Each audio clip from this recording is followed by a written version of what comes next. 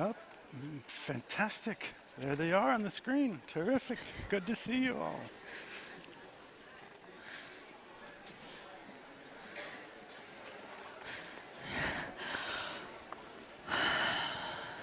Oh, that's good. I was in this. Oh.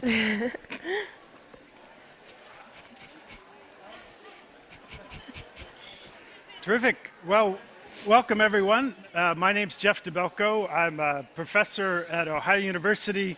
Very fortunate to be Associate Senior Fellow at SIPRI and a Senior Advisor at the Wilson Center. And a real privilege to be one of the contributors to the Environment and Peace Report, a report that you've heard a lot about so far, and we have a chance to dive into a particular aspect today that we haven't talked about quite so much. In the report, we have 5 principles for achieving an environment of peace. This panel is really about recommendation number 4, principle number 4. It reads, only a just and peaceful transition will succeed. Just and peaceful. With an excellent set of panelists today here live as well as on screen beaming in from literally all around the world, we're going to focus on the actions that we have done and importantly the many things that we need to do still to make the brown to green transition. The title of our panel, Turning Brown to Green, Ensuring a Just and Peaceful Transition. So those necessary transitions, those steps that we need to take to go from brown to green and make a more sustainable world, really they're absolutely essential, but they present risks as well as opportunities for peace and security. They'll have impacts at all levels, from the geopolitical and the international down to the hyper-local, and they need to be really managed carefully to ensure that we're not unintentionally creating other issues that are relevant for a Peace and Development Forum in ways that we don't want to see happen. Yesterday, in the launch of the Environment Peace Report, Margaret Wallstrom exhorted us to stand up, link up, pay up, and essentially to get on with it, right? To get on with it. And today we want to dig into the how of we get on with it, how we make sure those responses to the climate crisis, to the conservation crisis, are done in ways that don't create unintentional knock-on effects that factor into questions of peace and conflict. So how we don't reinforce existing power structures and reinforce existing vulnerabilities and inequities that are associated with that, but instead address them and find synergies across the goals of environment, climate, peace, and development.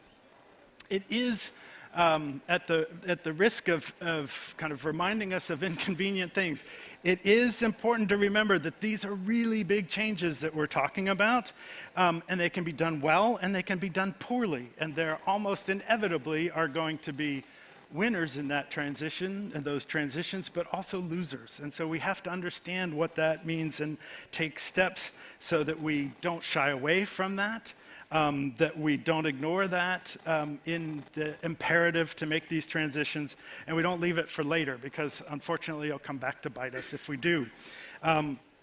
So what are those changes? A quick summary, kind of charged to give you a Cliff Notes version of this part of the Environment Peace Report. We've done a very deep dive on a long list of the changes and the ways that we're trying to, again, make these necessary changes, necessary transitions. Certainly ensuring a just transition as we move from brown to green energy, from old to new energy and more renewable energy sources. Advancing that range of renewable energy technologies and rapidly scaling it up is what we need to do. And at the same time, that dramatically scales up our need for the mineral and metal inputs that are essential to those technologies. And we know from those who study issues of development and peace around mining that is a problematic dimension, a kind of game-changing dimension for an area where we already have challenges. Growing our energy with biofuels, often in competition with growing food, and so what that means for food security. Damming our rivers, extending the life of nuclear power plants, and even we had a chance to look at the kind of super technological interventions that are often categorized under geoengineering, so kind of over the horizon, but frankly not over the horizon in some of the dialogues that are going on now, and understanding what that might mean with this kind of burgeoning menu of possible alternative paths. Adaptation. Adaptation is often the neglected approach to climate change, but we found in even the places where we have seen it, and hopefully will be scaled up and will in the future have more to understand and to study and to learn from adaptation. But we saw a lot of opportunities missed with maladaptation, where in fact it was adaptation for some and more vulnerability for others, often reinforcing lines of power and inequity and access. And so that's something, again, we need to go in with our eyes open. And certainly, although the examples so far have been focused on the climate transitions, the related and also super important focus on biodiversity and conservation and ecosystem services. So it's great news that many governments now are signing up for the target of protecting 30% of both land and ocean resources by 2030, really prioritizing the protection of critical ecosystems. And at the same time, that's a huge change in land tenure. And those are resources where people live and people are dependent. And unfortunately, as we look back at some of our history of conservation, we know that at times it has been parks versus people or coercing conservation. And so we need to learn those lessons as we move forward on these necessary steps to protect essential ecosystems that we know it hasn't always been done the way it could and should be, and so we need to proactively take steps. So raising tough questions about the conflict potential of responding to climate, protecting ecosystems, can be at times seen as obstructionist. I've been accused of being the skunk in the room at times when I bring these things up, but I hope and I trust today what we'll do instead is by recognizing these challenges, we'll find the positive ways to meet those challenges, and instead will accelerate rather than stand in the way of these transitions. So enough for me. Let me tell you about our panelists. Let me introduce them. It's a dynamic group, and really looking forward to today's conversation. To my immediate left is State Secretary Jenny Ohlsson, the Swedish Minister in International Development Cooperation to that ministry. Prior, Secretary Ohlsson has been Ambassador Ohlsson in a number of settings. She's been the Swedish ambassador to Rwanda. She's been a Swedish ambassador for migration and refugee issues at the Ministry of Foreign Affairs, and ambassador for sustainable development goals. So a rich set of experiences that she brings to this conversation. Also works as a political advisor at the Prime Minister's office, as well as the Ministry of Foreign Affairs. And so, Secretary Ohlsson, welcome, welcome, welcome. We also, here on the screen, right behind me, we have His Excellency Sultan Shamsi. Thank you, sir. He's been very kind to jump into the gap with very little notice. Minister Al-Hashimi Unfortunately, travel and planes didn't agree with schedules, and so she is not able to be with us, but we're very pleased that Assistant Minister Al-Hashimi is joining us. He's Assistant Minister of International Development Affairs. He's previously worked in the Foreign Affairs Ministry, also experienced, interestingly, I think very productively in the private sector, in agriculture and transportation. And so, sir, thank you so much for joining us. We really appreciate you tuning in and sharing your thoughts. Next, in the middle screen, we have Hindou Ibrahim. Hindou, it's terrific to see you again. Ms. Ibrahim is an expert in indigenous peoples' adaptation to climate change, traditional ecological knowledge, and climate mitigation strategies. She's co-chair of the International Indigenous Peoples Forum on Climate Change. From a Mboro pastoralist community in Chad, Ms. Ibrahim founded the Association for Indigenous Women and Peoples of Chad and works to empower indigenous voices and ensure their inclusion on international platforms. Among the many concrete projects that Hindou has advanced and promoting indigenous people's unique contributions to the protection of the environment, I was fascinated to see that she's facilitated, for example, the use of 3D participatory mapping to help deal with resource-based conflicts in one of the poorest and most vulnerable regions of the world. And importantly, and most relevant for today's discussion, she was one of our active panel members for the Environment and Peace Initiative. So Hindou, thank you. So great to see you, and thanks for connecting. I should also say Sofia Corradi, so back to in person. Sofia is a water resources engineer from Brazil, where she's a specialist in geoprocessing. She's also a master's candidate in the Environmental Systems Analysis and Modeling program. She works on dam safety, water security, climate, and risks at HIDROBR. Am I getting that right? HIDROBR. Thank you so much. My Portuguese is not very good, let me assure you.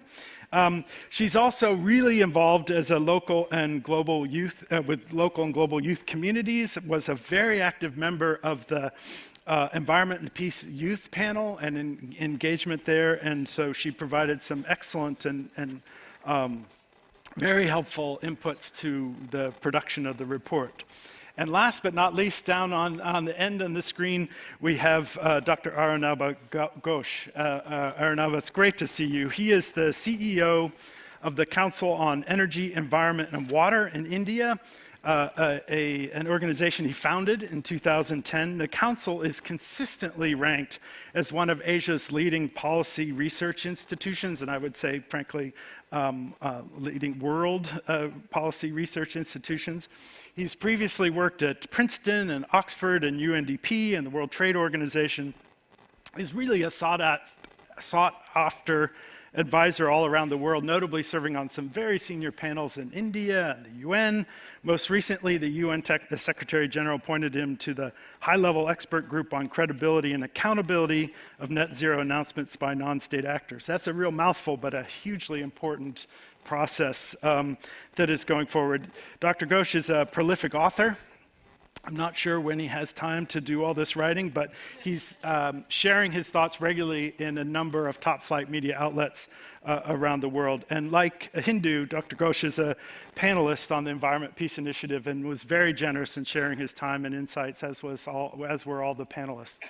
So, as you can see, a really august group that we have coming from a lot of different perspectives. So let's jump into some of the questions. And Secretary Ohlsson, if we could start with you. Sweden is obviously a leader in efforts to address climate change, conservation, poverty, peace. Can you share with us from the international development perspective and the efforts for supporting some of the innovative ways that you're doing this, and at the same time trying to take pains to avoid the unintended pitfalls that sometimes come with these endeavors? Mm-hmm. Well, thank you very much, and thanks for inviting us. I mean, it's a very exciting topic today. It's essential, or perhaps existential, in many ways that we discuss this. I think we're all here. We agree on the linkages between climate change and security, and I think the linkages are more and more recognized around the world, but we're far away from where we should be in terms of knowledge, definitely. We've learned from the Environment of Peace report that the efforts related to climate adaptation and combating climate change, I mean, there are usually very good intentions there, that is true, but they can end up, you mentioned several examples, how they can end up contributing to insecurity or even conflict. So it's really much a double-edged sword, I would say, and a major challenge. So from the Swedish side, working at the Foreign Ministry and with development cooperation, a few points I'd like to raise, or a few reflections. I mean, from our side, we feel it's really important that you have the policy frameworks in place. It's really the core. I mean, our policy on poverty eradication, it's guided by several principles, and one of them is definitely conflict sensitivity. Very simplified, it means that whatever we do, we need to have an analysis of how the development efforts that we try to do, how they can contribute or what kind of impact they have on peace and security. For a long time, we've also stressed that we need to integrate a climate perspective in what we do in development cooperation and also in crisis prevention and in peace building work. And also vice versa, to apply a conflict perspective when we work with the climate adaptation and fighting climate change initiatives. So, I mean, the reason we do it is because we really believe they are reinforcing in this report, and what you mentioned in the discussion today is a sign of that awareness being increased and the knowledge also from our side. Secondly, we think it's important that we really know properly what we are doing. It sounds basic, but I mean, it means to really be careful about context, the local realities on the ground, in close cooperation with national actors, regional actors, but also civil society, local actors, inclusiveness, good governance, human rights, all these things that we talk about. I think they're also key in when we try to tackle this climate and security link, so to speak. Third, of course, policy really must be paired with resources and proper action. We are, from a Swedish side, one of the largest donors to the Global Environmental Facility and also to the Green Climate Fund. I mean, these are two of the largest climate finance providers.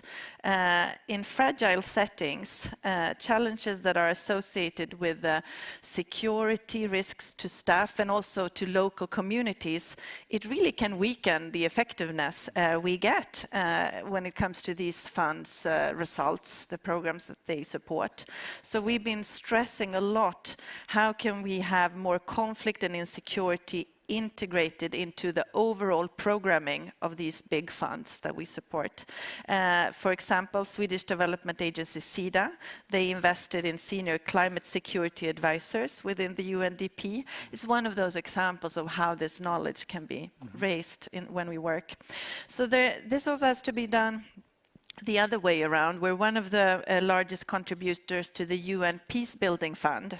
And we also work really hard from the UN perspective to strengthen the work on climate and security there. So from both sides. For example, in the Sahel region, that's very evident, connected to the cross-border risk due to migration, for example. Fourth, we really believe that improved understanding of the potential of placing adaptation efforts at the core of mediation and confidence building between the parties. There is this interesting example, the peace agreement in northern and central Nigeria that was reached in February 2022. And this peace agreement puts really natural resources and the management of them at the center. And this points out the potential of conflict resolution when we also take in issues connected to how we share the natural resources. And also lastly, representing a feminist foreign policy, but not only because of that, women and girls contribute the least to climate change, but are especially vulnerable to the harsh realities of climate change and security. And I think the links between gender, climate change and security needs to be further discussed, analyzed and acted upon, basically. So those are very quick points to start off with. Thank you. No, terrific. I think it is, it's easy to say that kind of, as you said, bringing the climate into the peace building or the peace building into the climate, but institutionally it's tough. And so it's great that you're doing it at the national level, but also sharing those insights within the IOs and supporting the capacity and knowledge in that larger context. Terrific. Minister Al-Shamsi, can we turn to you next, sir? And, United Arab Emirates is a very active international development portfolio connected to poverty alleviation and the brown to green transition. Can you share some of the lessons learned that you and your government in those efforts have learned in this context? Thank you very much, Professor Dabelko, and would like also to thank Secretary of State Ohlsson, thank Sweden government and SIPRI for hosting and organizing such very important session. We very much welcome the attention on climate security on the border nexus between peace and stability at the forum. Let me start by saying that promoting global peace and prosperity is the title of the UAE foreign aid policy since 2016. UAE has made a very clear, strong political will and action commitments to addressing climate change and environment. I believe we have walked the talk when it comes to the supporting peace, stabilization, and climate responsive foreign assistance and international development. We deal with the peace and climate change issues in international development from preventive as well as responsive and reactive approach. We can achieve a climate and peace responsive global development only when inclusive with women, youth, and people with disability. I think as Secretary of State mentioned, the gender and the climate is really very critical, and we see it, both climate and gender is really a cross-cutting goal. When it comes to the SDGs, we see it really as a cross-cutting goals on all the 17 goals. We have also sustainable contribution of our foreign aid, aiming to supporting and realizing global peace, stabilization, and addressing climate change. We look into the issues with the integrated perspective, as none of the works of the vacuum. They are very much interconnected and supported to each other. We have a number of examples. We have support women in Liberia, 1,000 women, to run climate resilience agribusiness countries in the solar energy. Also, we covers a wide range of geographical coverage from stabilization in the post-Daesh, ISIS in Mosul, and Sinjar, and that is really part of the working groups of our stabilization, part of the global coalition. We try also to integrate more the climate issues, especially in north of Syria and also the liberated area in Iraq. Also to demining and mine action affected by countries. Renewable energy projects is very one of the pillars that already we support, especially to the fragile states. We look to the small island developing states is really important to support such an important renewable energy. We have already funded the Pacific countries a couple of years ago. We continue the same fund also for the Caribbean to have the more sustained solar, because providing fuels is very expensive for them. Really, transportation is very expensive. So finding more sustainable approach using solar and wind is really very important for them. And lastly, I can say that we cannot really move from as you mentioned, the title of the discussion about turning from brown to green. I think it's very important before we start turning from conflict to peace and stability, then at least will allow us more to focus on how we can move from the brown to green by providing solution, renewable energy and other sustained project for countries. Excellency mentioned about Sahel. Already we have a number of projects on Sahel countries, in Mali, on Niger, and Mauritania. But unfortunately, actually, the stability on the Sahel is still really struggling there, actually, on the Mali, Burkina Faso. But I think is investing more on the stability and also will allow us more to contribute on the sustained solution of these countries. Terrific. Thank you very much. It's critically important and a great contribution that many of these efforts are focused on conflict-affected countries or countries trying to come out of conflict. And so finding ways to use those renewable energy technologies, particularly and crossing it with that focus on women, that's very encouraging and certainly the kinds of again, bringing these issues together in ways that are kind of productive rather than keeping them apart and operating in isolation. Sofia, Corradi, can we talk to you now? And you as a youth activist, you're working on a variety of challenges in Brazil. And thank you for coming a long way to join us today, especially on hydropower.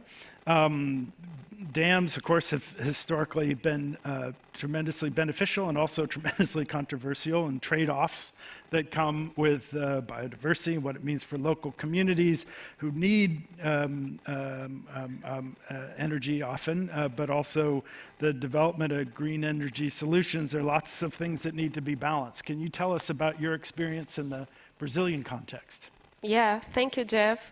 It's a really honor to be in this panel, and I would like once again to bring the name of Carolina and the whole CIPRI team. I'm here alongside other young activists that had contributed as part of the Environment of Peace Youth Advisory Group from Argentina, Malaysia, Sudan, and Pakistan. And I'm here from Brazil, and I'm also representing Latin America and the Global South, as we see other panelists. There is more complexity in the discussions that are normally presented in the decision-making places. And in the Environment of Peace report, we can see different case studies that bring these discussions. And an inclusive and just transition will only be possible if we address every particularity on the territories. One of the obstacles that make these transitions a challenge is the replication of planning models disconnected from the realities.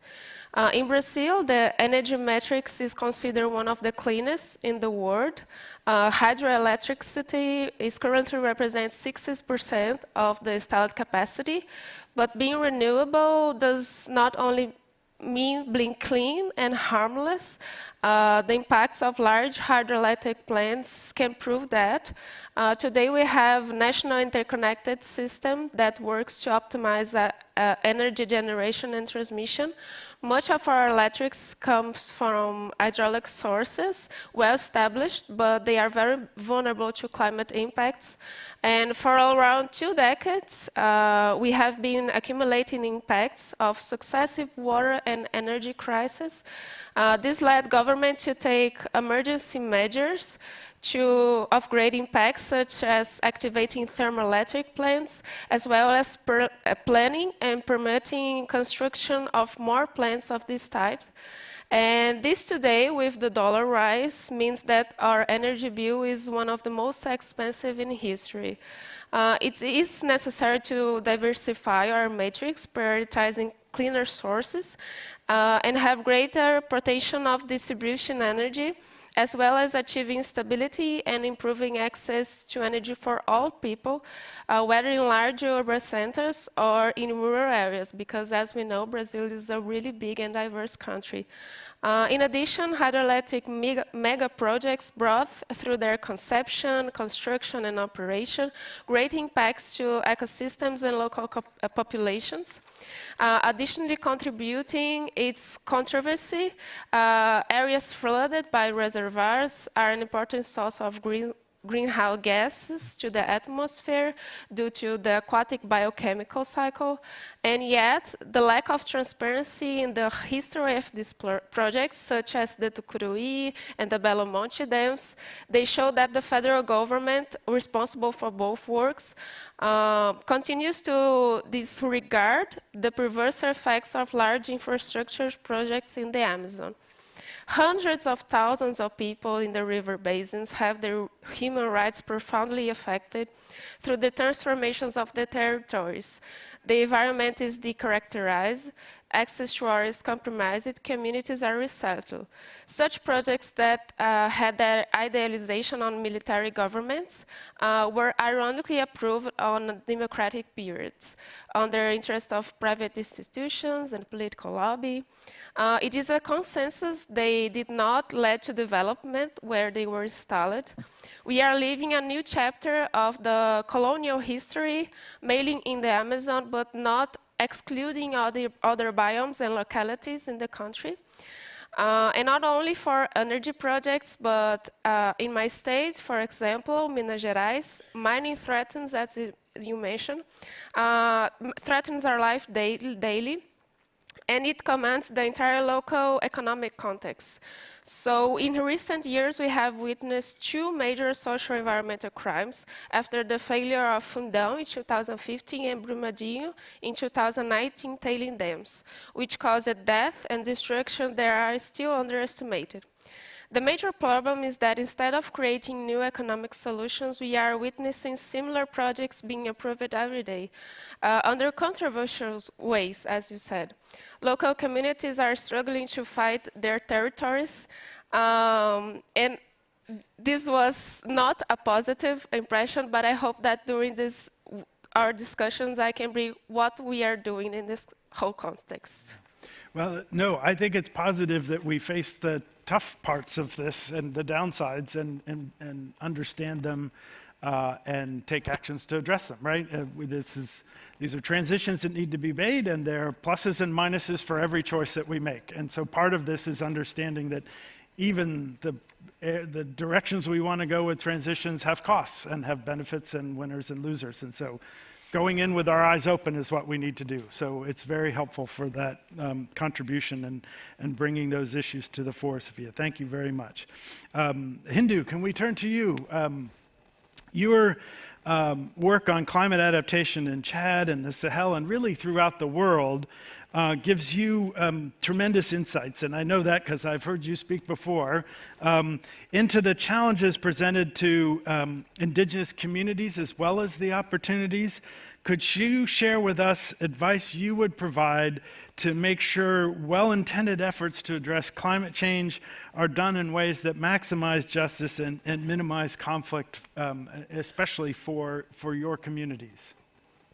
Absolutely. Thank you so much. I'm very happy to be part of this panel. And finally, the report, after a deep dive of 2 years, it's out. So we are very proud of this report, firstly.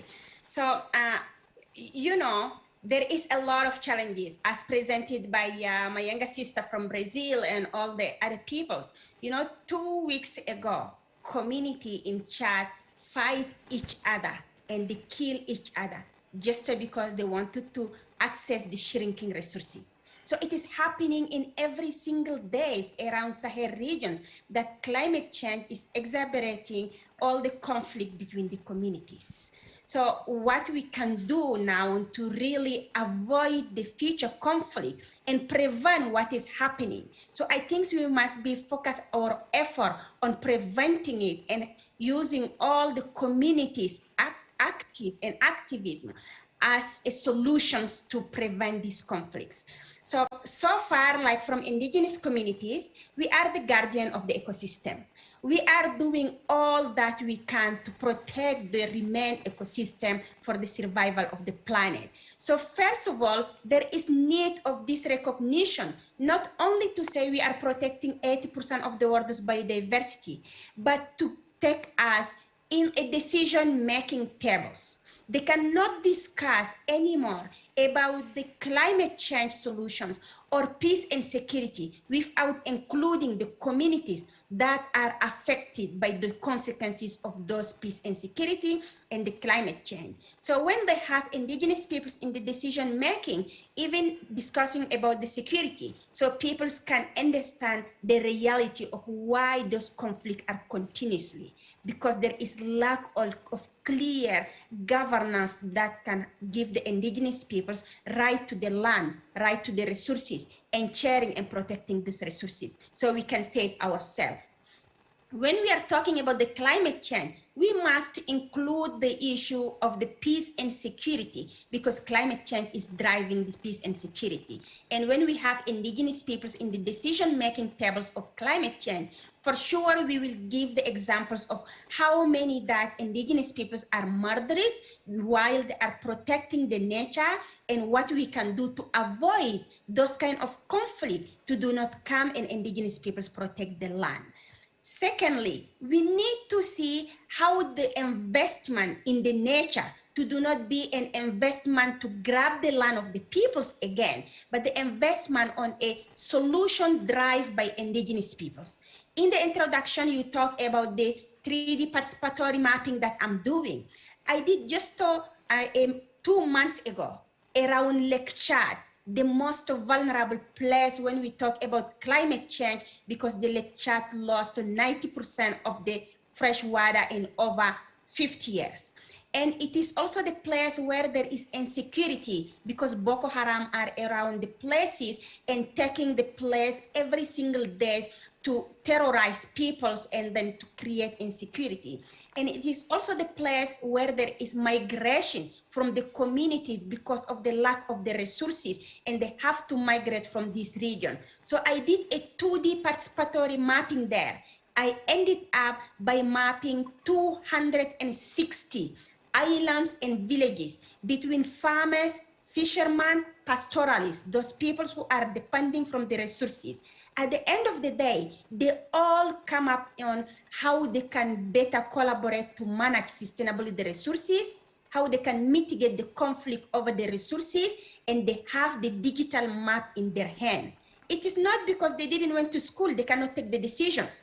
They can take the decision. They know better their environment, and they know better how to prevent the conflict, but we need to take them in board, and we need to invest in the solutions that they are creating, but not preparing a solution and going to those peoples. They are an actor, and indigenous peoples need to be in the middle of the decision making.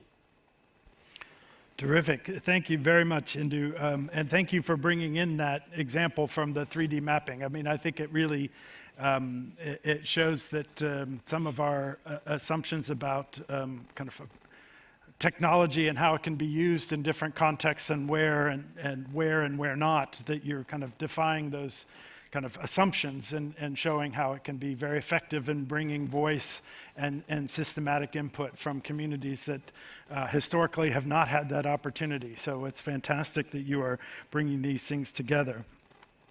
Dr. Ghosh, Arunabha, can we turn to you? It's been terrific talking with you about so many topics and the input in this report. It was tough to decide where to go with this, but I'll ask you to reflect. Perhaps there's been a really big uptick in institutional interest and even commitments on climate finance. Not enough, right? But the creation of these new mechanisms is critical. From your vantage point, how should those institutions take into account peace and conflict dimensions of climate? How are they? How should they? Some may say that the challenge of doing the kind of climate work through climate finance is hard enough before you put in the conflict, and so don't trouble me with these extra considerations. But tell me how we bring these things into these new institutions as we try to bring the resources that are required to these challenges. Jeff, thank you, and good day to everyone. I hope you can hear me clearly. My congratulations to the authors of the report. Of course, I've been involved as part of the expert panel for 2 years, but my congratulations to the research team. and to Slippery and everyone involved for bringing out the report. And thank you for having me in this conversation. Jeff, let me go straight to the issue. The way you framed it is really how, in general, people might say, let's not complicate an already complicated issue. But my response to that is one word: risk. Whether we are talking about climate, or we are talking about security issues, or we're talking about human security, or we're talking about infrastructure, or we're talking about development, the one issue that's cutting across all of this is what risks will make any of this intervention harder to sustain. And that's where we have to think about not just the new volumes of capital. Of course, there's no question, a lot more climate finance, a lot more sustainable finance needs to flow. But how do we make it happen? What is the architecture that can incorporate some of this, these so-called additional concerns, without it seeming additional, without it seeming like just a check in the box? So step one, in my opinion, is to do much granular risk mapping, the kind that Hindou just described, what she's done in Lake Chad, right? That's one way of mapping. Back here in India, my organization, CEW, we are developing the first high-resolution climate risk atlas to understand actually how this is unfolding, not just at a country level or at a provincial level or at a city level, but down to a very high level, granular assessment. That's one aspect. And the more we build up that evidence base, the more we build up that data, the easier it becomes to then design the governance systems to respond. Which brings me to my second point. What are we talking about in terms of governance systems? At the end of the day, risk is a function of the probability of something happening, but also the sensitivity of a community to that event. Again, it could be an extreme weather event, it could be a drought or flood, or it could be a social stress. And then it is also a function of the administrative capacity, the local administrative capacity to respond. It's not enough whether you have a strong or weak national government.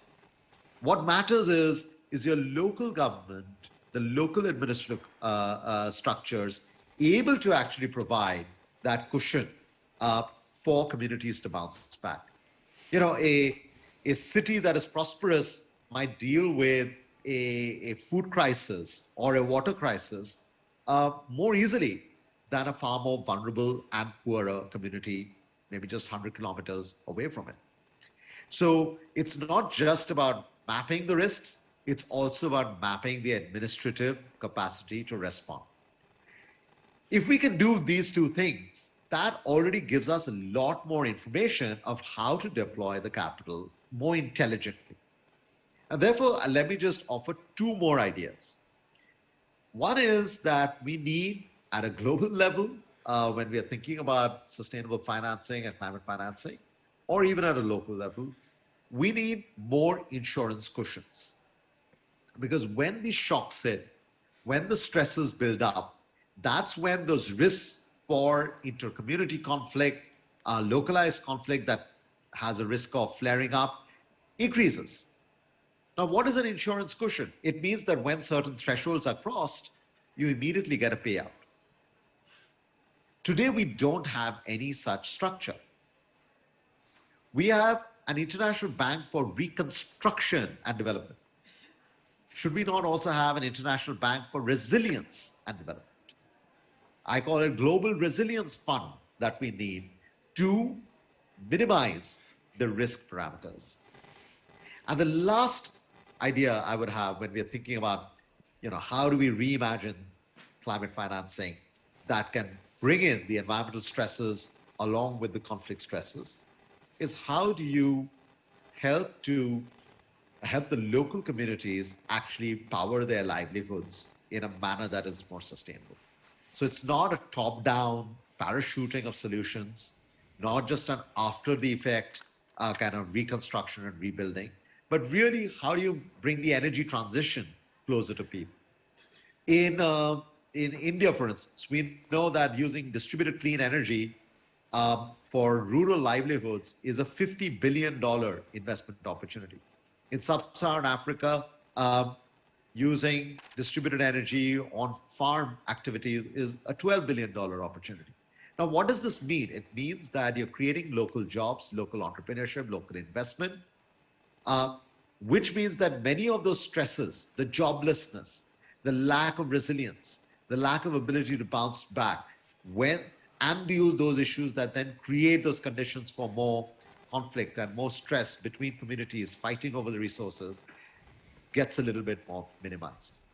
So the ideas are there, the solutions are there, the technologies are there. We've got to design the architecture, the software of the hard financing that needs to map out the risks, that needs to look at administrative capacity to bounce back, that needs to create insurance cushions, and that needs to bring the sustainable transitions closer to communities.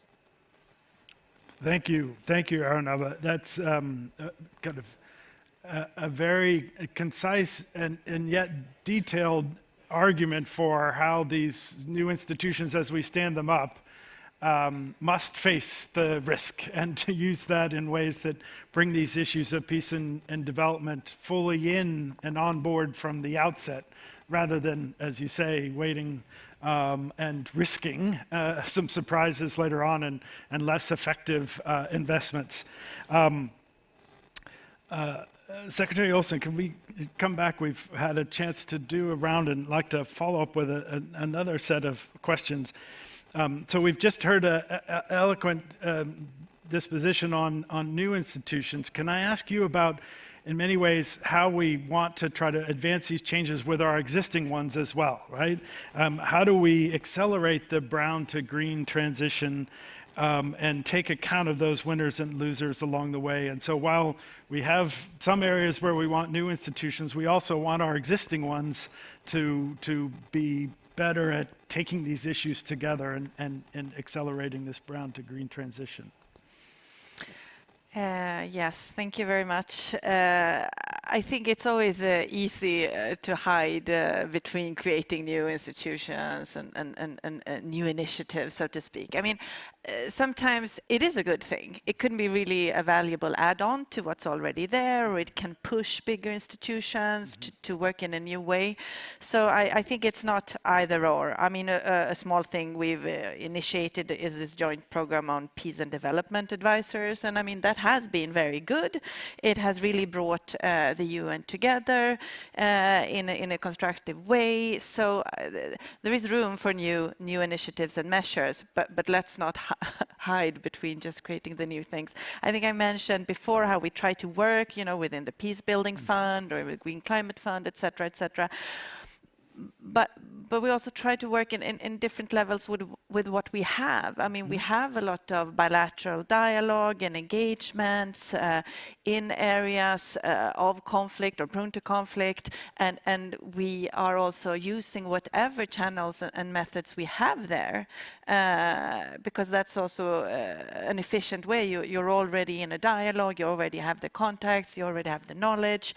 So I think this combination of using what you have, pushing the big actors that you might not influence all the way, but many pushes together can promote the change, and then and once in a while doing the new things. I thought it was really attractive what was mentioned, the Global Resilience Fund, for example. I mean, there might be new things to do, definitely. One thing I would like to raise also when we discuss this is the distribution of climate financing. I'm looking at my papers just because I can't really get my mind across this number. 1/80th, how do you say that? 1/80th of the climate financing flows to non-fragile states. No, fragile states receive 1/80th of the funding. I mean, that is an absurd number, I think. So that is definitely something we can do here and now, without creating anything new, to change that distribution. I think that is a really important factor. And I mean, as in all areas, prevention is most cost-effective and least damaging in so many ways, also in this area. Thanks. Yeah, that statistic of 1/80th of the it is mind-boggling, but shows you know, kind of, if you wanted one statistic to show how these worlds are refusing to come together or resisting the bringing together, we're only going to do the climate work in convenient and easy places. Not that any of it's easy, right? But not kind of embrace that these are vulnerabilities and opportunities for all places, and critical to help make those transitions in all places. And I mean, connected to what we discussed about risk. Yeah, I mean, we need to be able to take a risk, otherwise we will not really change this. Right, right. This isn't a kind of classic bank calculation about, am I going to get a good return on this investment? It's about saving lives and helping people. Minister Shamsi, can I ask you the same question in terms of this? How do we work with our existing institutions to advance this brown to green transition and taking account of winners and losers, recognizing that it is not an either or, new or existing, but that if we don't change our existing patterns, like only 1/80th going to some of these priority areas, then we're only going to be working at the margin, so to speak. I believe today, two of the most pressing issues facing our planet are increasing global food demand and raising carbon emissions. Additionally, the agriculture industry is challenged to increase food production while decreasing its carbon footprint. We are already seeing the impacts of the climate change even more clearly. In the form of the increasingly intense of the tropical cyclones, droughts, and more. Business as usual will no longer serve us, and we need to change course urgently. We must work towards both mitigating the worst impacts of the climate change in the future and building up adaptive capacity to the change we are already witnessing.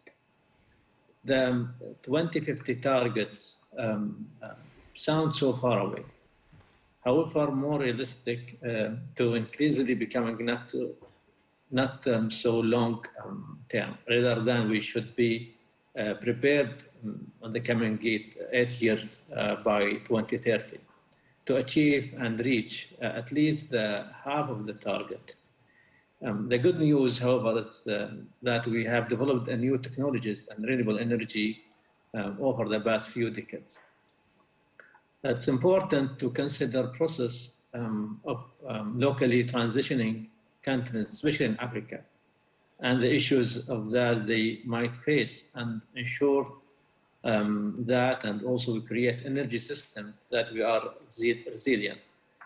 In order for us to achieve the most reaching and efficient impact, it's critical for us to coordinate our efforts and avoid working in silos. Sharing science-based targets should also be taken into consideration, and this can help with the streamlining and scaling efforts, as well as speeding up the work to meet the target sets. We need to increase the scale of finance for food and water and fragile states and countries in gender-sensitive and conflict-sensitive manner. I agree. I mean, the numbers are the same. What mentioned the Secretary of State. I mean, on the fragile countries receive only $2 of climate finance per person, 80 times less than the other developing countries. We would propose to see that financing gap closed through a global political commitment to fragile countries no later than by 2025. This should not be done through reallocation of funds, but rather than the supplemental budgets and other way of financing to bridge this gap. And Additionally, one of the potential mechanisms that we would like to highlight is inspired by the Just Energy Transition Partnership, as its efforts to the scale we are lacking with the donor-by-donor partnerships. Following the landmark deal with the South Africa at COP26, the G7 is currently developing a multi-billion package to develop additional countries' transition from coal to clean energy. This work must continue, but would also suggest that the G7 and the climate champions also to apply the same concept to adaptation. Could we perhaps by COP27 in Sharm el-Sheikh announce work on the investment package, again focus on food, water, and resilience for a number of high, fragile, and vulnerable countries? These are, of course, of just two pieces of much larger approach, but we urgently need to start discussions, sustained climate finance solutions for fragile countries, all while processing towards a net zero future. As a responsible and global partner, the UAE is committed to advancing these solutions to support countries most exposed to climate risk, in particular through Security Council and the COP presidency. Thank you. No, thank you. Excellent. Appreciate that kind of asking the same question in diverse and complementary answers. I really appreciate that intervention. Sophia, can we ask? I would like to contribute on the institutions question. Terrific. Go for it. Yeah, we have government representatives here in this panel, and I think the institution that should address the challenges, the principal institution that is representing the society is the government. And right now in Brazil, at a national and even some local levels, we don't have a trustworthy government. So yeah, on the context of them safety and risks under capitalism system, it's always a challenge. But in the city, we were seeing mining approved under irregularity, and I want to highlight the importance of having even local representatives, elected ones, fighting for what society wants, because we are managing to reverse what was approved by a higher level under irregularity.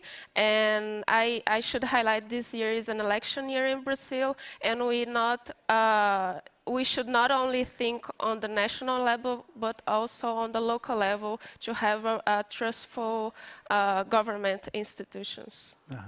No, that tracks very much with what I was going to ask you in terms of where you see the essential steps for making these positive changes, and you were very helpful in elucidating the challenges and the kind of your answer and the question and focus on hydro. But so it sounds like governance is where you would like us to focus on, particularly local levels, for ensuring that the voices and the issues that we're discussing today are brought forward. That's terrific. Well, that's very helpful indeed, because as again, I invoked Margaret's instructions. One of the things that she did all along the process of this Environment and Peace report was tell us about the things that we need to be worried about, but give us the path forward and give us the solutions and the lessons learned from the positive examples. And so this focus on that governance level is exactly that. Even if we're not there yet, we know where we need to go.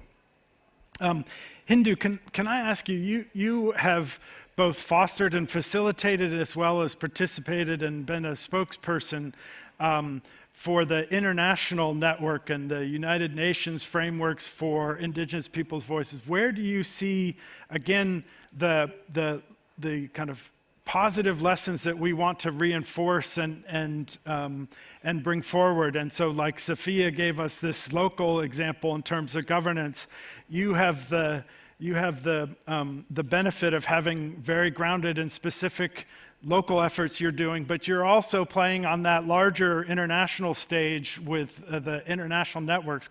So can you help us kind of understand where those networks of indigenous people that are connecting globally are in advocating for issues so we can do this well, and not, so what we are for, not just what we're against, so to speak? So sure. When you go to the climate convention, the platform of the local communities and indigenous peoples that come up from the Paris Agreement. So the Paris Agreement in his Article 7.5 recognized the indigenous people's traditional knowledge as the main knowledge who can help to fasten climate adaptation. And it's come up with the decision 135 that allowed to create a platform of knowledge exchange of the indigenous peoples. So in this platform, we created a facilitative working group who have 7 representatives from indigenous peoples coming from the 7 socio-cultural regions and 7 representatives from the state parties of the Convention on Climate Change. And then there is equity on the representation, because we are talking about the knowledge of indigenous peoples. Even we are not a state party that negotiated, but it is our knowledge. We have an equal status with the state parties. And in this platform, who is a unique body, so indigenous peoples are leading the discussions to say how we can share the knowledge.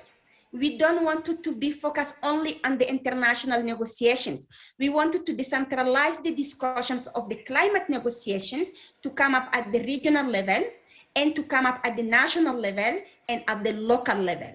So last year at the COP26, we brought an indigenous knowledge holders. The knowledge holders from the 7 regions, those who most of the time they never travel even to the city, but they have a lot of knowledge. Some of them, we ensure the translation in their own mother tongue. They come to this COP and they have half day of the discussions between the government, who as the negotiators, who are the specialists on all the technique of putting full stop and putting all the bracket into the text of negotiation, with the original peoples who know how to manage all the trees, all the land, all the waters, but who do not speak the same language. So we put them together, they discuss over a journey, and that allowed to say, well, we are moving to the implementation, and we must hear from those peoples who do not speak the same language of the international level.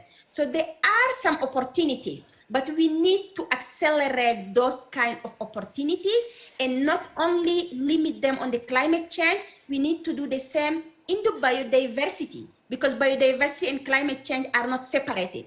We need to do the same into the desertification convention, because it is not also separated from the land. The 3 Rio conventions are together on the ground, and we need to together to implement. That's also why it is so important in Stockholm, these discussions, because it is about the environment, sustainability. It is not only about one agenda item. Yeah, no, thank you for that, that timely reminder with Stockholm Plus 50 next week here in town, where that whole architecture of international environmental approaches come together. That's this focus that we can't just operate in the silos, even within those communities. They need to come together. And I think we're starting to see with things like the forest pledge that comes out of the climate negotiations that some of this interaction is happening more and coordinated together. Arunabha, again, lots of questions I'd love to ask you, but can you perhaps speak to the role of technology and innovation that's come up a number of times here previous at the conference, and tell us how you think we should productively think about technology and innovation and ways and of course ways that we should avoid, but how that's part of these transitions and how it can be done in ways or deployed in ways that again are done cognizant of the potential knock-on effects that exacerbate injustice and potentially contribute to conflict. Sure, that's a lot. That's not one question, but thank you. That's a big exam essay. But let me take a stab of that. Number one, we've got to completely reimagine what we mean by technology. Technology is not a product. It is a means towards delivering a service. Now, that service could be how you grow your food. It could be how you store that food. It could be how you get more nutrition. Or it could be, how you move from place to place. But all of this is a service that you're deriving from that technology. Once you think about the service orientation of technology, then you immediately see that there is a way to actually bring the whole notion of technology and technology development much closer to the people and the communities where we want this to have an impact. Just again, to build on what Hindou was saying, that one of the things I always tell my colleagues, get proximate to the problem. Now, let's move beyond the abstract. How does this work out? I've looked at, more than 36 technology-related initiatives over the past decade or more related to climate change, related to sustainability.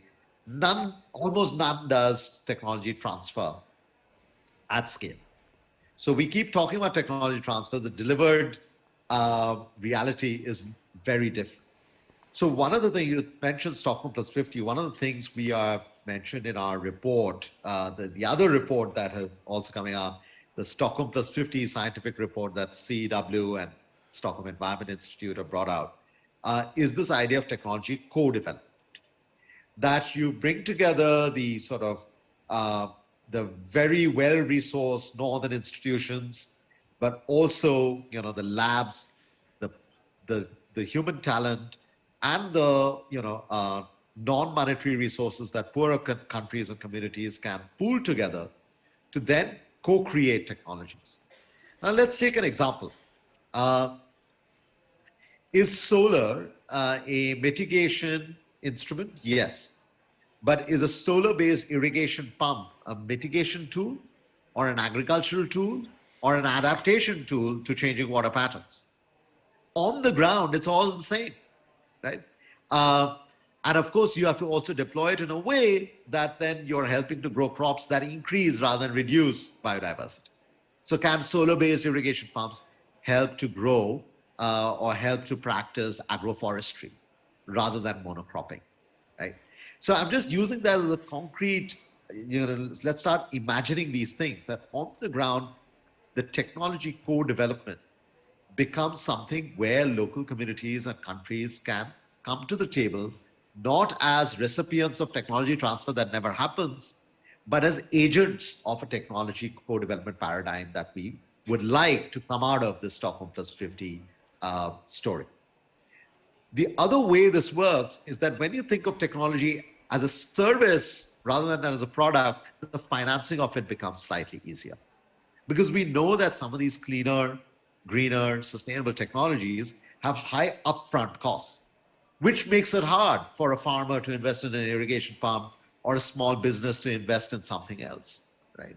But when you think of this clean electricity that is delivered, when you think of clean cooling services that are delivered to store your agricultural produce, when you think of a mobility solution that is delivered, each of these is helping to then get financed by the service delivered rather than the actual technology, which actually again allows for the communities, the households to get involved. And that brings me to that third component of what I mentioned earlier as well, of powering livelihoods. That then you're creating local entrepreneurs and local micro entrepreneurs. And that reduces those risks of conflict, the joblessness, the lack of agency, the lack of dignity. These are all, we, as part of the Stockholm Plus 50 process, we also produced a youth report We surveyed nearly 1,000 youth across 91 countries. 90% of those respondents say they have already been impacted by climate change in one way or the other, including physical and mental health. And more than half of them are anxious about this and feel that they don't have the agency. So once we think of technology not as something out there, something that's developed in a lab, but think of it as co-development, think of it as payment for service, and think of it as creating local entrepreneurs and micro-entrepreneurs and livelihoods. Suddenly, technology is not something that is just coming out of a box like an Apple iPhone. It is actually something that you have co-created, that you have agency over, and that rebuilding of that dignity becomes a very critical component, ingredient for giving communities and individuals a sense of control over their destiny. That dampens the risk of conflict. Well, a very eloquent and practical way forward to both reimagine and to make happen. Thank you very much, Arunabha. We have a chance now to hear from our guests here in the room with some questions as well as online. And so I'm looking to my friends who might have a microphone and opportunity to ask some questions. I see a hand down here in front. So if we could, thank you, Stephanie, bring it to the gentleman in the front to start there. And what we will do is we'll collect a number of them, and then the panelists can divide and conquer and get through them. So please, sir. I'm afraid I'm not sure the microphone is on.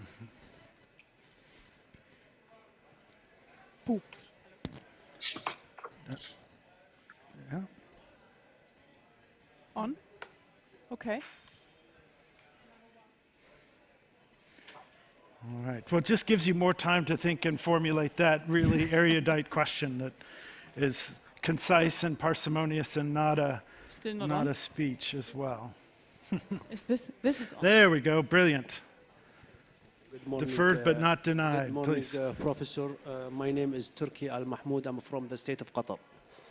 Actually, I have two questions and highlights I would like to share with you. The first one is like what Hindou said, it's what can we do more to educate the indigenous and local peoples who are in the front line to implement any solution or any initiatives related to protecting the environment and turning brown into green.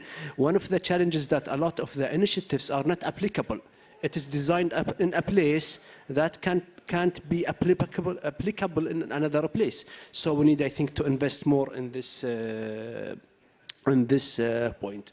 The second thing is what we can do more to involve the governmental investment funds to invest more in protecting the environment and turning brown into green. One of the initiatives could be for instance, the natural reserved areas.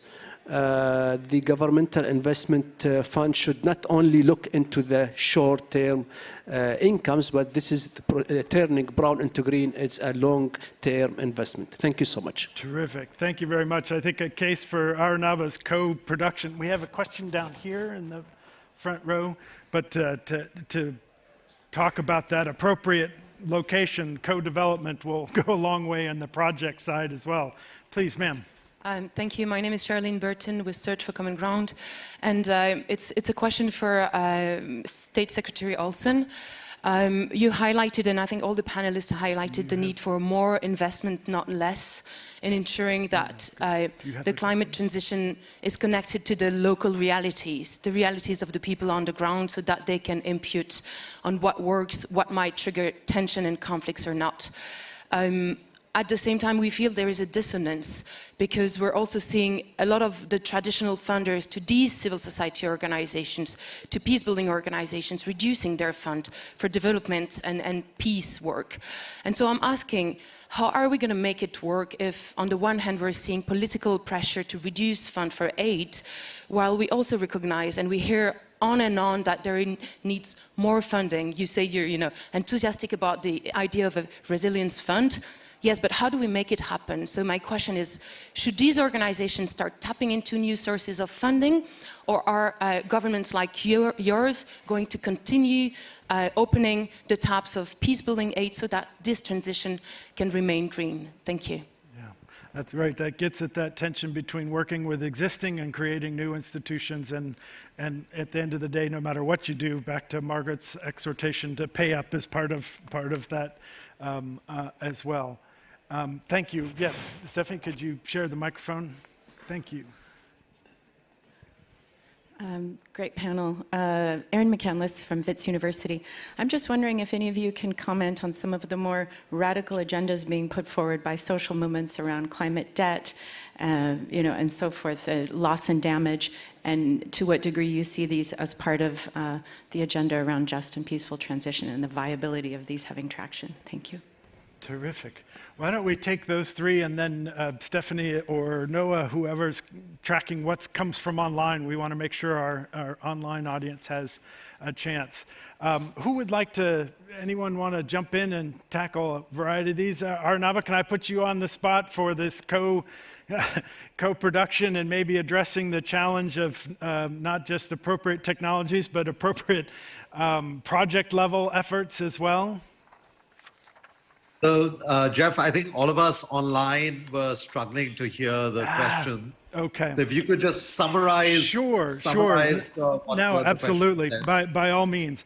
One of the questions was the kind of classic challenge of really clever projects designed remote from where they are then intended to be deployed. And so mismatches in kind of field-based projects, and for me, it came to you because it spoke of that same solution that you're offering on technology in terms of co-development that guarantees or increases the probability that it will be well matched to the challenges that we face. Can you see some of that same methodology to address this problem of solutions developed remote from the actual places that play out on the ground? Yeah, sure, I can take a stab at that. I think the way to respond to this is actually incentives. And this goes back to something we were talking about even in the context of finance. Suppose I were a regular banker, right? There is an incentive that I would have to give out a loan or make an investment. But equally, there is a disincentive I would have in terms of my compensation if that investment turns sour, right? So I cannot just say I spent the bank's money, so I should keep getting a lot of money as my salary. Unfortunately, when we're looking at development financing, the incentive structure is completely lopsided. The incentive structure is oriented towards disbursing the capital, right? Rather than actually seeing, is the capital correctly deployed? Are you getting the right return on investment? And whether an environmental stress or something that you have not factored in then completely sends your investments into a tizzy within the next 2 or 3 years. The same applies to technology. Suppose I wanted to sell cookies. And I'm a private sector entrepreneur, I want to sell cookies. Can I just invent a cookie in my home kitchen or in my industrial oven without knowing whether the kid that I want to sell it to actually likes the cookie or not? No. But when it comes to development-related technology, cooperation, we say, we will figure out the technology. You just have to accept whatever product we're selling you, right? So the point is, it goes back to actually incentive structures we create. And once those incentive structures are linked to taking into account risks, the stresses of environment, the stresses of community strife, conflict parameters, etc. You take that into account, your investment will pay off better. You will get a higher, not just return on investment for the bank that you work in, but your own salary. Similarly, you want to develop a technology, you want it to be deployed, make sure you're co-developing it with the community where you plan to deploy it.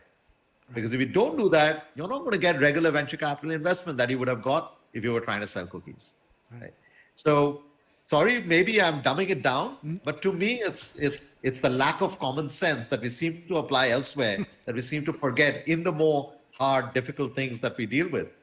Yeah, no, I appreciate that. And Hindou, I see you nodding as if you have had some experience with this disconnect as well.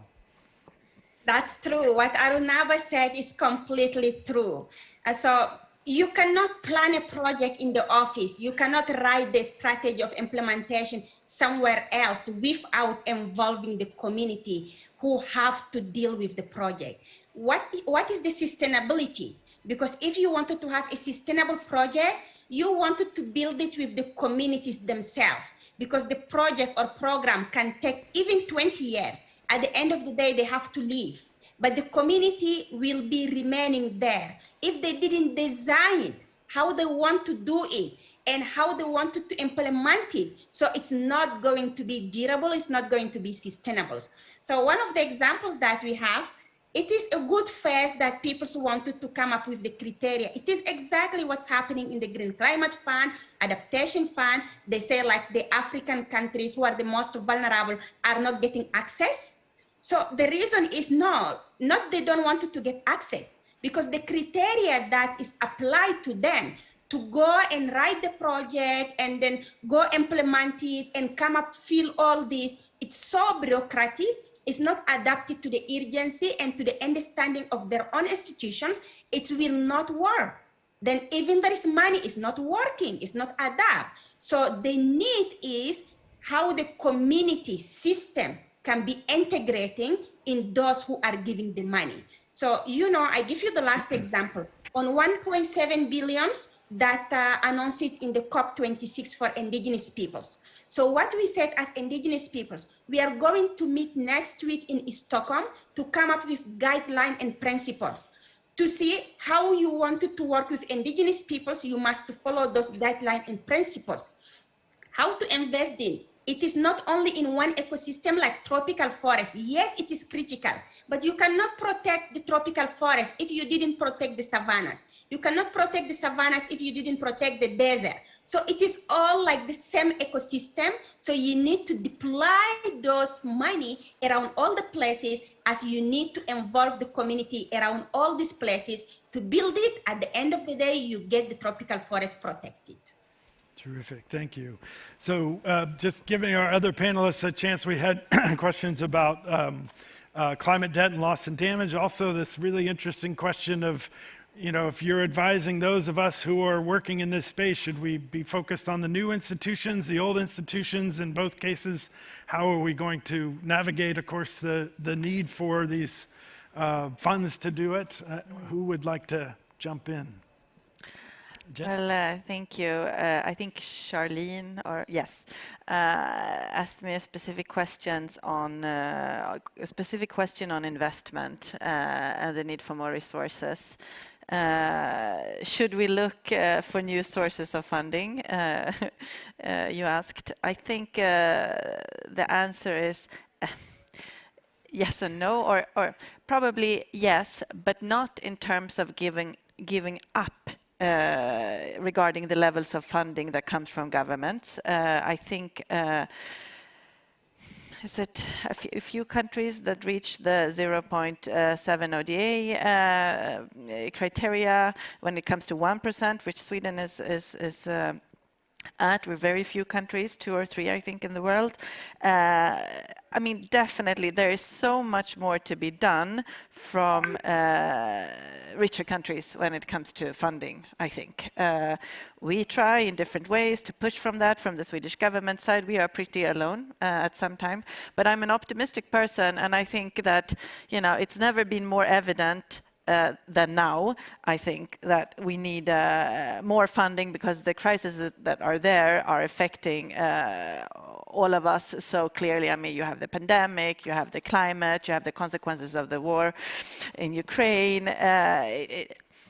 With an optimistic mindset, I'm hoping that it will become clear that we need to raise the level. I'm not speaking specifically here about Sweden, but I think in general.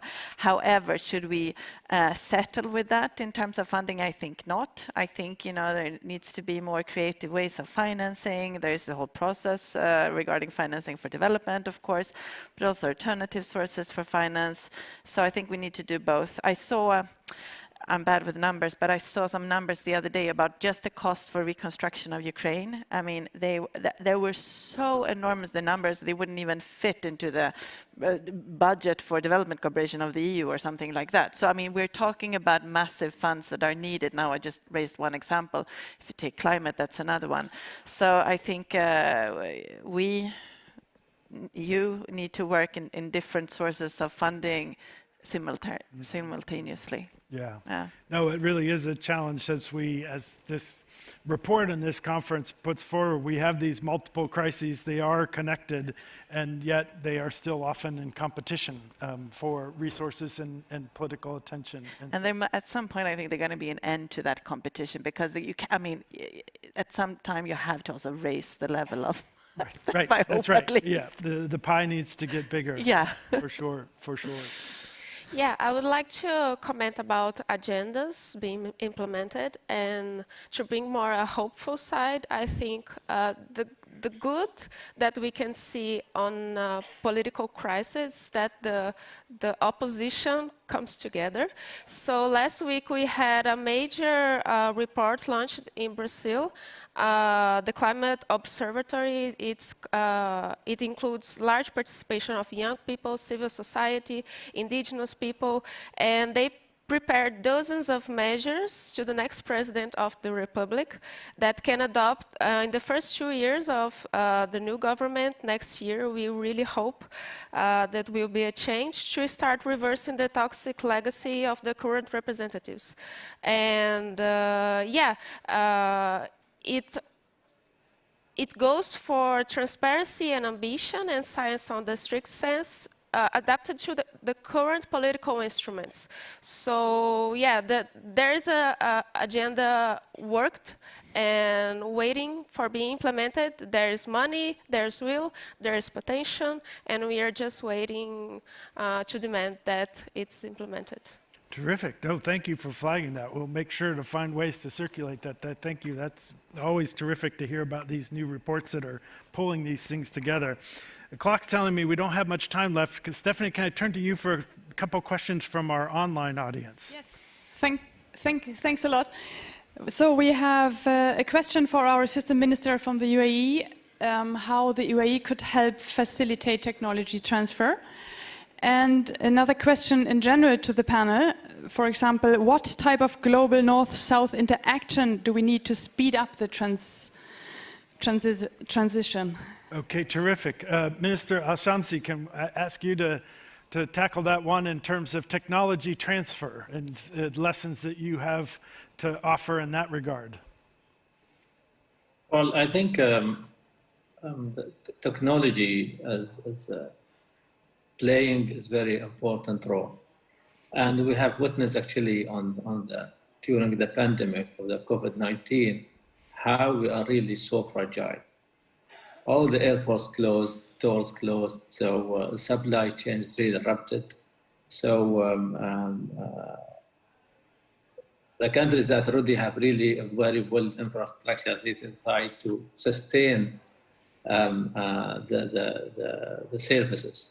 But the technology played really very important role. We see how really expand the technology. You can see you now through the Zoom or other tools. But I can give some examples on how we can really enable the technology for the people in need, especially the poor people in the communities. In the education sector, we have really they have more than 300,000 students now really missing the opportunity for schools. I think by technology, and that is what UAE is really doing now, to work with the UNESCO and UNICEF to come with the connectivity declaration. It's very important to have that connectivity in each single students. Many students cannot really go to schools through logistics, through conflicts, through climate change, and also the pandemic and others. So I think by working in telecommunication is very important. And it's very important now you address the official assistant, ODA. It's a very important element and the very critical instruments for the international development. But still is not the only instrument that we can really use. still we have the private sector engagement. In Africa, for example, the only mechanism, and I think that can speed up and can generate more jobs, actually the private sector, how we can engage in private sector more. They will bring the technology actually on the place. We use actually a number of instruments for the mobile clinics where they can go to remote areas. We link the small satellite actually with the main hospitals. We have done a number of examples. The one that already we have done now in Liberia for finding a project for 1,000 women that we are engaged with the private sector to adapt the system. We work with FAO, with the government of Liberia, to build that really small community of what we call it the small farm in a box, where they can bring the solar, we can bring the water resources, plus the FAO will support the capacity and technical assistance for the governments. But still, we need the private sector to come and align their business plan actually on Liberia. There are very promising countries in agriculture, and many countries the same. That I think is very important. We rely more on the different instruments to support our international developments. One thing that I think is very important during the humanitarian assistance, I mean, still we are really working in very traditional, typical ways. Always we look for the minimum standards. We support the energy, I mean, the humanitarian people in need, whether basic service and the food or shelters or health. I think is the climate has to be really very integrated sector on the cluster system, on the international response for humanitarian assistance. The technology also is very important. We know WRP leading on the telecommunication, but still technology, how we can use it on the humanitarian crisis, how we can really integrate the climate issues within the response during the response for that any communities. That extent the type of crisis really big, and also every day we see increase of the conflicts, increase of the humanitarian crisis, that we need to step up always to funding. That is always we have to think about more resilience, more sustainable technology approach there.